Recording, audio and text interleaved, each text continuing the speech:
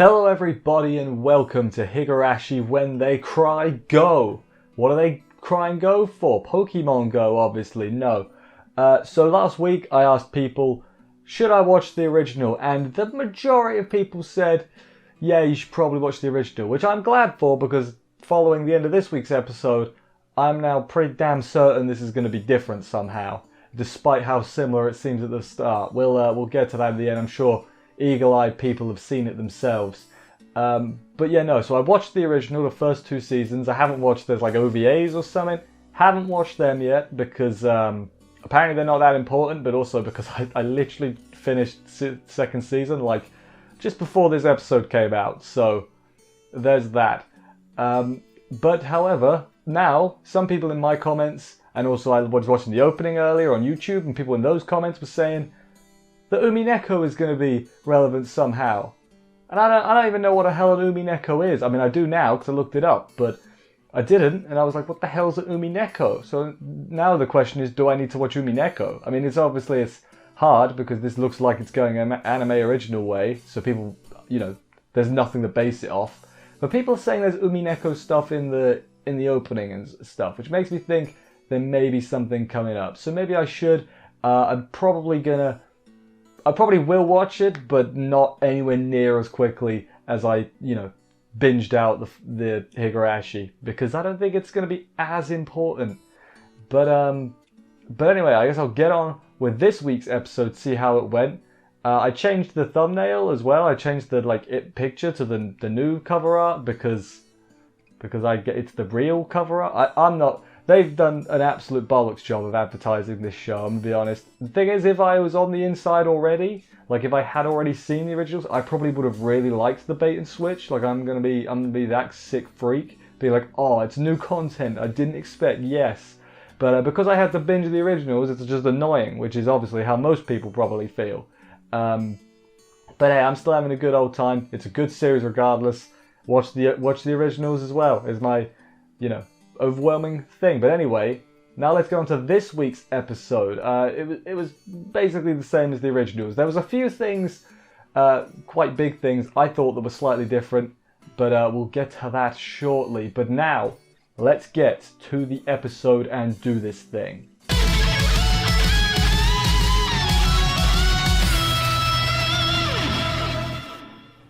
A question I now have to ask myself is, do I reference the originals? Like, because obviously you know who the baddie is if you've seen the originals. So do I say that? Or do I keep it to myself just in case there's people here that haven't seen the originals? I think I'm going to keep it to myself. Obviously I'm going to mention like Hanyu because she's already shown up, which, that's the ghost girl that Rika was talking to. Obviously Rika's time looping. It's all a thing that they've made clear. I think that's what I'm going to do. If they make it clear in this show what's going on, I think I'll talk about it, but I'm not going to just throw all the spoilers from the original into here, which I think is a good way of doing it. Obviously, that might change. It might be important for me to talk about things that we already know. But as of now, it doesn't seem too important. Now, for reals now, onto the actual episode.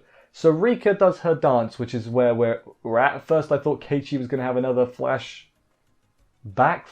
across.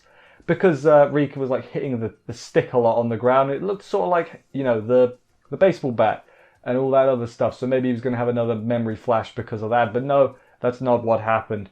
Everyone heads to do the cotton drifting after Rika's dance.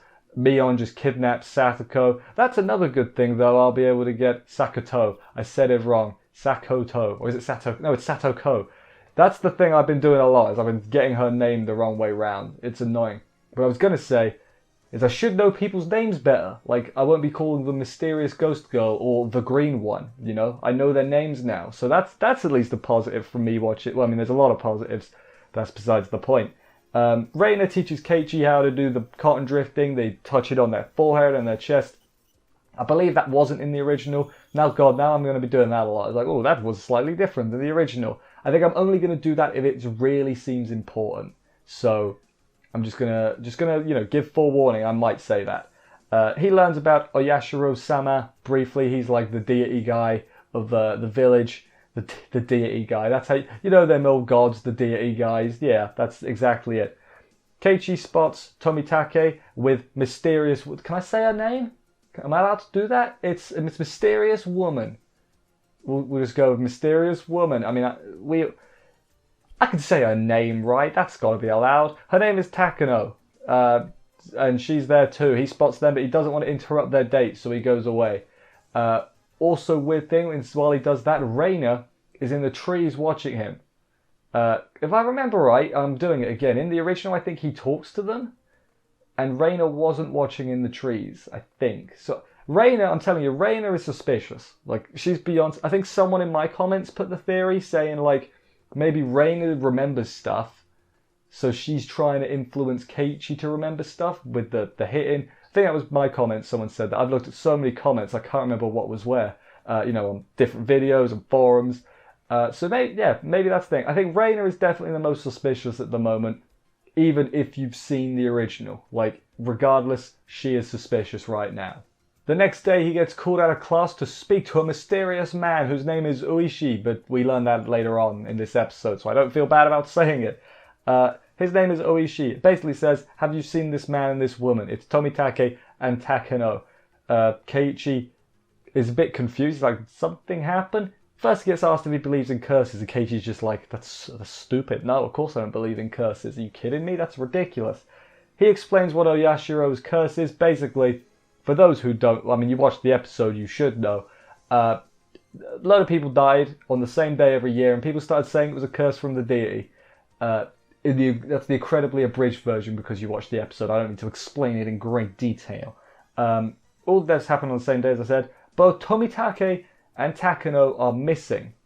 Both of them are missing, which I definitely think that's different, like from the original. I won't say how it's different, but I remember that being different. I hope... Obviously, it's a time loop, right? There's multiple loops in the old series as well, so I hope I'm not getting my timelines crossed, which I'm sure I am, but I'm positive that didn't happen. I'm positive one of them wasn't missing, at least. So that's kind of weird. That's the first thing... Well, it's not the first thing different, but it is a thing that is different.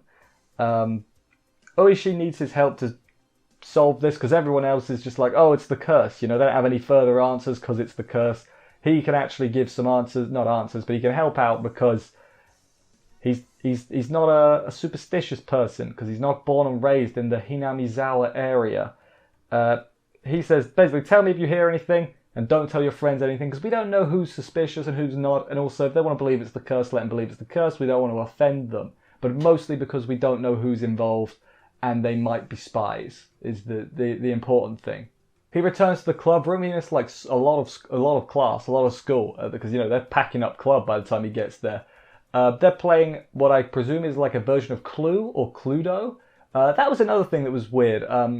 Some of the games they were playing were like switched. Like when they play tag, they play a version of tag later on in the original, like much later on. But it basically plays out the same as this one did. Slightly different, but that's kind of weird. Why have they switched that around? What I think this is going to be is maybe no. I'll save that to the end.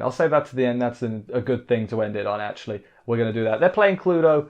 He shows up and is like, I got called to the teacher's office because he's a liar. His penalty for skipping out on club is he's got to go buy Mion's groceries, basically. Like, I couldn't read the writing because I don't read the Japanese. But presumably it was like carrot, egg, muffin, I don't know. It's probably what she wanted. Nighttime, he can't sleep, so he reads more of the murder magazine. Or he could have just been reading other articles in the magazine, we can't say for sure. The next day, though, he's obviously tired. He tells them all, don't bother me, I'm sleeping. Satoko is just like, what? Why? What? That's not fun. She had, like, all these toys to, like, poke him with. And he's like, I'll be proper angry for realsies. And she's like, that's not fun. What's wrong with you, man? While he's sleeping, pretending to be asleep, we've all done the pretend to be asleep at school. Or trying to get to sleep but can't. We've all slept. If you haven't slept with your hands on your arms, you've not experienced true school life yet. I think it's fair to say. Or I was just a bad student, one or the other. He overhears Mion and Reina talking about being demoned away. Now, what does that mean? Well, I mean, they explain it in a minute, so I'm not going to explain it now. But the crucial thing is, like, he hears it and he's like, his eye goes wide, like, I've learned a deep secret. But then he's like, you don't actually know what that means, Keiichi. That can mean anything. But, you know, he finds out, obviously. On his way home, he runs into Oishi-san again. I'm starting to think he's probably stalking him. He runs into him so often in his well air-conditioned car. That's the thing you'll learn about Oishi-san after enough of the series. He's got a really nice air-conditioned car, so that's good, you know. They go to Angel Mort, which is sort of like a cosplay cafe. I don't know exactly what they're cosplaying. They look like demon girls or magical demon girls. I don't really know. They look like something out of an anime, which is appropriate because this is an anime. Makes a lot of sense. Of course, Keiichi is blushing because he's like, damn, that's a fit outfit. And Oishi is like, yep, that's a fit outfit. They talk a bit more, explaining what demoned away means. Basically, you disappear without a trace, sort of. One dies and one disappears every year for the past 5 years, going back to Oyashiro-sama's curse. He wonders why his friends didn't tell him anything, because obviously they're all aware of this. Why would they not fill him in? That's kind of strange. Maybe you should know, like, hey, every year someone might die, you know. It's probably some... I don't think they had that on the, you know, when they were buying the house or renting the house, whatever. You know, it's like, alert, once a year, one person disappears and one person dies. Move here at your own risk. Feel like there should be a law that they have to show that. Technically, though, they're still waiting on the curse this year because no one's died yet. Like, you know what I mean? They're both still alive. They've just disappeared. Maybe that's going to be the change. Maybe 2 other people are going to die. And they're going to be like the disappears. And 2 separate people are going to die. Maybe, I don't know, you know. I mean, no one knows because it's anime. It's technically like anime original, which, you know, I'll not explain, but there's a thing at the end, which again, people have seen. I know people have seen it, but I'm gonna save it for the end because that's fun. Later on, Keiichi's talking to Reina and he asks her, hey, you're not hiding things from me, are you? And she's like, no. And then he's like, I think you are. And then she's like, all right then, are you hiding things from me? And he's like, no, why would I be doing that? And she's like, you liar! You were the chosen one. I'm not going to do the whole bit. But basically, you're a liar, man. You was with that old man. Why were you talking to some old man, huh? What's up with that, man? Like, I mean, what does he lose from telling the truth? He could just say, hey, yeah, he was just telling me some people disappeared. That's all you have to say, man. I mean, of course, it's not exactly true, and I think she would definitely see through the lie, but it's better than nothing. She makes a lot of scary faces during this bit. I should probably mention very, very spooky faces. Found the original spookier, though, gonna be honest. Don't know if that's just my, you know, because I've seen the original now, but the original was butt ugly. Like, second season looks fine. First season was butt ugly, and so, like, I think it helped with the scares, quite frankly. Maybe that's just me, though. They have massive foreheads. That was, like, my biggest problem. But that's not what we're here to talk about. The important thing is they both decide after... Or no, they don't both decide. Reina decides, hey, we both have things we don't want others to know, so let's keep it to ourselves, okay? Okay. And Keiichi's like, what the hell just happened? She has glowing blue eyes at one point, which I only bring up because Rika had glowing red eyes in episode 2 when she was watching them. So is this relevant? Or is it just like an artistic choice because it's spooky, you know? It could literally be either thing. It could be like relevant. Maybe she's got a floating deity she speaks to as well. I don't know. What is Hanyu? I'm still not 100% sure. But yeah, who knows? I certainly do not. Later on at his house, the bookstore calls Keiichi, but it's actually Oishi in disguise because he didn't want his parents to know that he was being contacted by the police. They might get concerned. He's looked up Reina, basically. Again, I feel like this happened later as well, like Keiichi learning about Reina's past. I feel like that happened way later in the original. Could be wrong, though. So she got suspended from her old school, went to counselling, mentioned Oishiro-sama watching her when she sleeps a lot, which is, you know, Oishiro-sama is just a perv. Words are hard to say, you couldn't say. He's just a big old perv, just like... watching girls sleep, or dudes, you know, it could be either. He doesn't discriminate, our Lord and Saviour, Oishiro-sama. It's hard to say. My voice is going. It's oh yeah. Sorry, you know what I'm trying to say, even if I'm saying it wrong. Oyashiro-sama. There we go. I said it right once.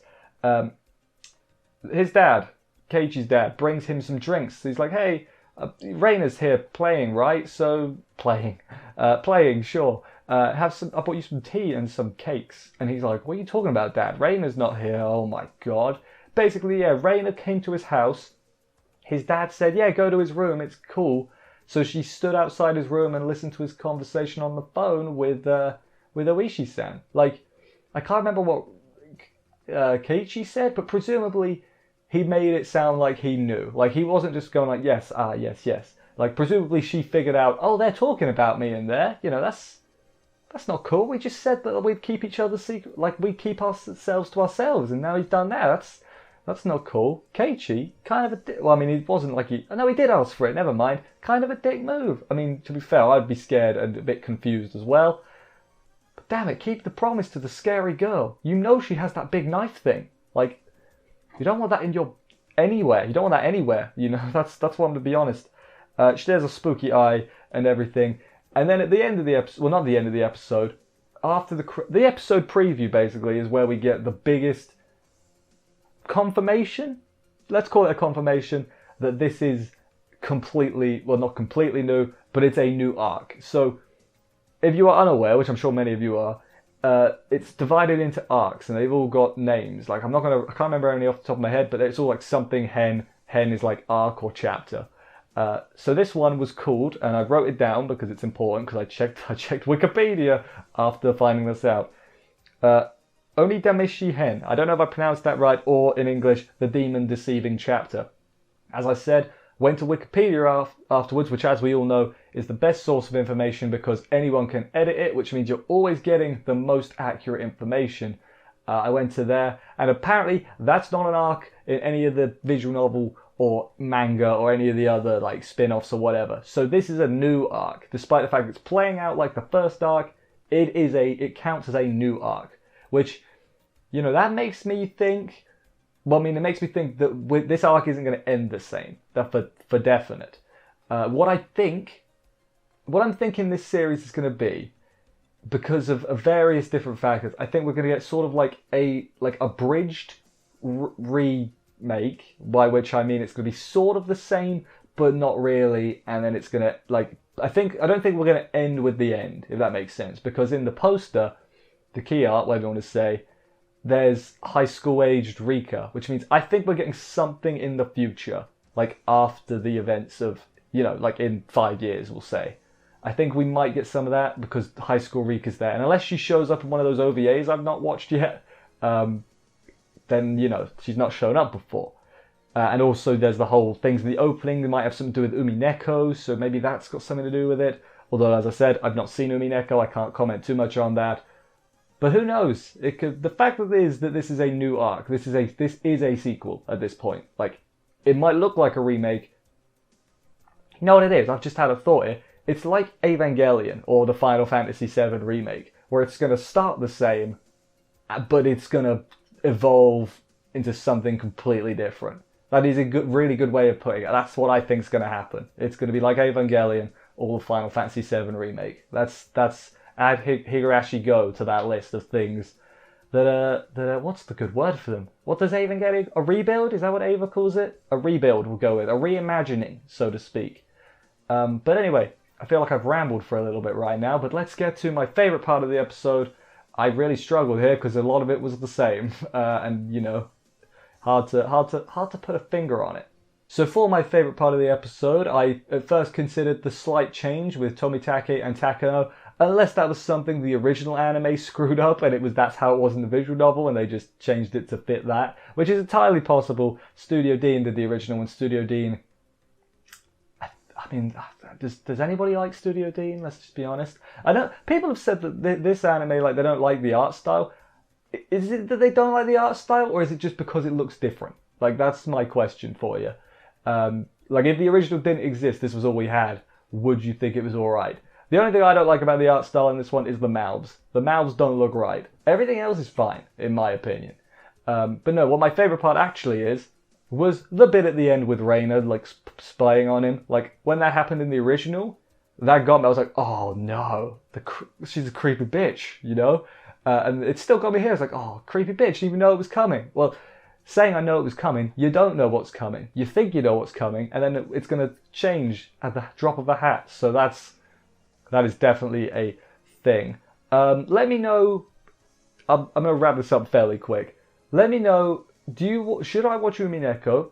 Do you think, like, just from the opening, like, because when I was watching the opening video, because I went to listen to the song and, watch the opening now that I'd, seen some of the original, I checked the comments and people were saying things and I had no idea what they were talking about. I was like, I don't understand you people. And, it sounds like Umineko could be quite important to the lore. And if that's true, I should probably watch Umineko, even though I've heard it's not too good. The anime, apparently the visual novel, is really good. That's not the question. So do you think I should watch Umineko is the first one. Second question, what do you think this is going to end up being? Do you think this is going to go somewhere completely different really early? From the trailer, I watched the most recent trailer, and that seems like the first two, like it seemed to have things from like the first two arcs, kinda, like because that character, Wink, I can't say that. There's so many that characters. Oh god, how do I say this? She's in the opening. I can say it right. Shion. I'm just gonna say it. Shion is in the trailer, so it looks like that arc's gonna be animated. Sort of. I don't think that this arc's going to end the same as the original first arc, because it's got a different name. There'd be no reason to do that if it's going to end the same. The fact that it's called the Demon Deceiving arc as well. Who's being deceived here? I can't, like, just because it's called that, I feel like someone's being deceived. Is it Rika? Is it Reina? Is it Keiichi? Is it us? I mean, it's us. We're being deceived. Like that is obvious. That's already happened. But yeah, looking forward to seeing what happens and how different it gets, because I think the next few episodes are going to be sort of the same. I think with minor differences, but I think those minor differences are going to add up and make a completely different story by the end of it, which is exciting. I think so anyway. So yeah, I guess I'll wrap this up here. Thank you everybody for watching this review. I hope you enjoyed it. If you did, please consider subscribing and stuff. For more reviews, that would help me out a lot. I will see you next week for another episode of this. Take care, and bye, guys.